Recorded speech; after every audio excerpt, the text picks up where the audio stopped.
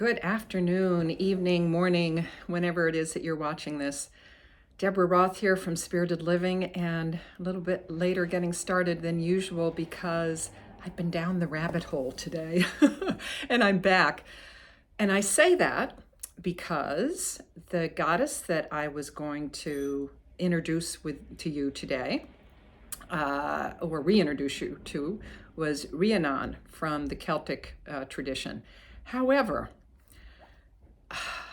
a dear friend, sent me an incredible Facebook from a site a Facebook post, and I don't see this post anywhere else on a website or anything, about the ancient history of the Ukraine. And it speaks to me on so many levels, given obviously what's going on in the Ukraine right now, but also because it speaks to the ancient goddess religions that lived there and who were starting to be discovered, but were then shut down by the communists in the Soviet Union at the time. And in fact, the archaeologists that discovered them were declared spies and were kicked out of the country. So that got me thinking about this would be a wonderful time, it being International Women's Month. Yesterday was International Women's Day on March 8th. And that got me thinking about looking for any Ukrainian goddesses to particularly rise up and empower and send support to all of the Ukraine and the most amazing Ukrainian women that we've been reading about. And I've gotten a bunch of different things about that too, I'm sure you have. So Rhiannon is taking a back seat because the rabbit hole I went down really took me to some fascinating information. And that's what I want to share with you.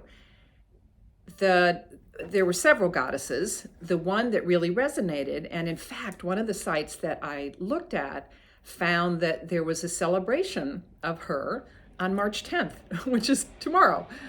And as I've said many times, you can watch this anytime during the year, and the qualities of the goddess and the divine feminine that I bring up here each week, you can embody anytime during the year. You can embody them whether you're male, female, and if you're watching this on YouTube, you can eventually go to YouTube and watch the same thing on my channel. You can click on the eye in the corner, or at the end of the video, there will be links that will tell you how to connect and learn more about the divine feminine. So, little digression there, sorry. So, what blew me away is that March 10th was one, and the goddess that I found, whose name is, and she's not one I'm familiar with, in the Slavic country was basically Marzanna. However, in the Ukraine, she's known as Mara. In in Poland, Marzena, and Russian was Marzena. Czech was Marzanna. So all kinds of different variations with an M-O-R and M-A-R. M-O-R with and this gives you a hint about who she was, M-O-R connected to morte, to death. So she was a winter goddess that was actually the goddess of death and the rebirth of nature, of dreams, of honoring our connection to nature and honoring the cycles of nature, which we are coming up in another 10 days or so. We're coming up to the Spring Equinox. And it's interesting, some of the things that I read really describe her as this evil, and what's done with her, the rituals surrounding her are really simply about banishing the end of winter, so that, because remember, in these Northern European countries, well, Eastern European, but North, they were definitely yearning for spring, vegetation to come back. And what led me to this, and I will include the Facebook post, I won't go into it too much here, for the Ukrainian ancient goddess history that I read about, which is what started me on this journey towards Marzanna. Yes, Marzanna. I mean, she's got so many different names. In the Ukraine, she is Mara, which I think I mentioned, and she is connected in some ways because she is a death and rebirth of nature, so she's connected to the Roman goddess Ceres, but also because all of the representations, and I'll tell you briefly about the ritual, about the celebration that happens on her celebration date. Because she makes the descent into the underworld, she's also connected with Greek Hecate, who I've done things about here. I'm not sure if I have Ceres. I'm not sure I remember if I have. So her story and the way that she is celebrated is that people walk through the street, first children and then teens and then eventually adults, men, women, and children, with an effigy. And I found an image of an effigy that's typically done to represent her. And an effigy is a representation of a goddess.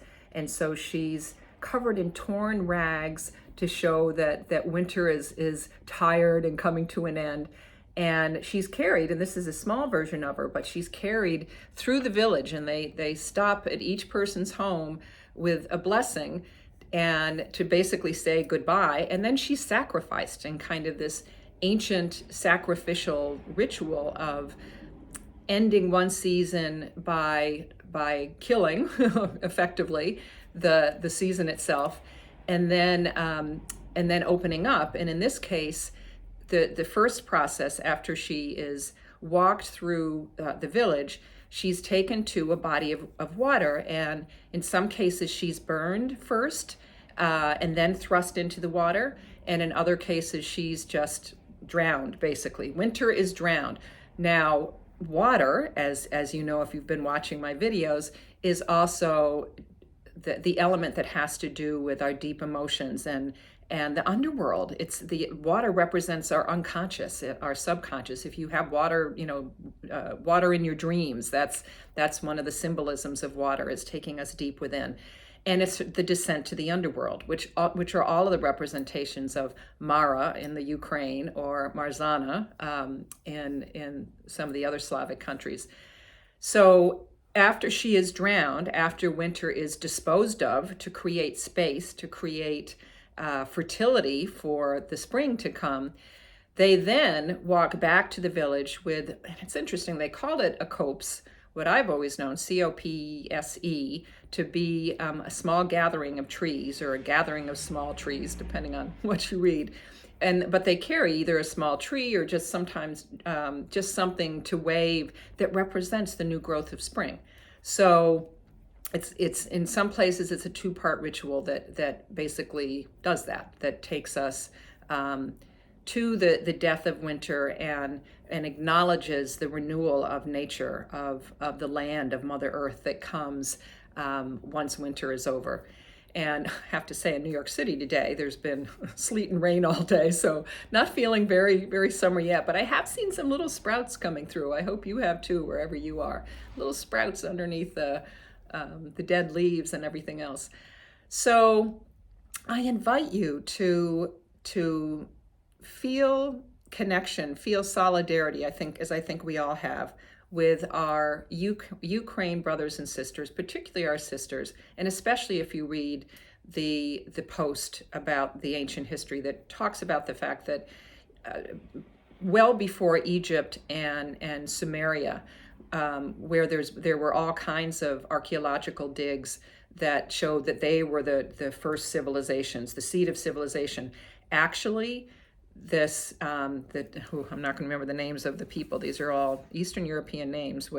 So the Tripilia is the people that lived at that time with very advanced and beautiful architecture and tools and thrones for goddesses. There were depictions of of women on thrones and men with very emotional, very detailed emotional faces. So that's the information that got me going with this. So I encourage you to look at that. And then come back and focus on Marzanna, focus on Mara, as she's known in the Ukraine. And think about what you need to let go of as we move through this month that takes us closer to the spring equinox, the official beginning on March 20th, the official beginning of spring. What do you need to let go of? What do you need to plant? What seeds of intention, of inspiration do you want to set into your subconscious, into that watery place that resides within all of us, to sprout over the springtide? Now, my UU church will actually be doing a hybrid spring equinox celebration on Sunday, March 20th at 11 o'clock. I'll be leading a seed planting meditation. I will not be doing an Inner Goddess Team video next week because I'll be on vacation in Florida. So I encourage you to, as we move through this time, as we move through the end of winter, you could, to honor Marzanna, create your own, where'd she go? Your own effigy to recognize the end of winter, and then begin to think about what is it that you want to plant for the spring ahead. So with all of that information, I've been so immersed in this, I didn't even think of a chant to share with you. So maybe, because she is also a crone goddess, she's very often depicted as a crone. At least that's what everything I read said, but when I went to find images of her, there are all these beautiful young Disney princess types, which makes me crazy. Crone goddesses are wise women. We should be embracing all stages of women's lives, from the young maiden to the nurturing mother to the powerful Amazon queen, and then ultimately to the wise woman crone. And Marzanna is considered a wise woman crone. So maybe I'll sing this one for you to take you into the last week or so of spring, of winter. It's the blood of the ancients that flows through our veins, and the forms pass, but the circle of life remains. It's the blood of the ancients that flows through our veins, and the forms pass, but the circle of life remains. That feels like a sweet way to honor this wise woman crone goddess Mara in the Ukraine, Marzanna in other Slavic countries, and to acknowledge this circle of life, that as we kill off winter, we create space.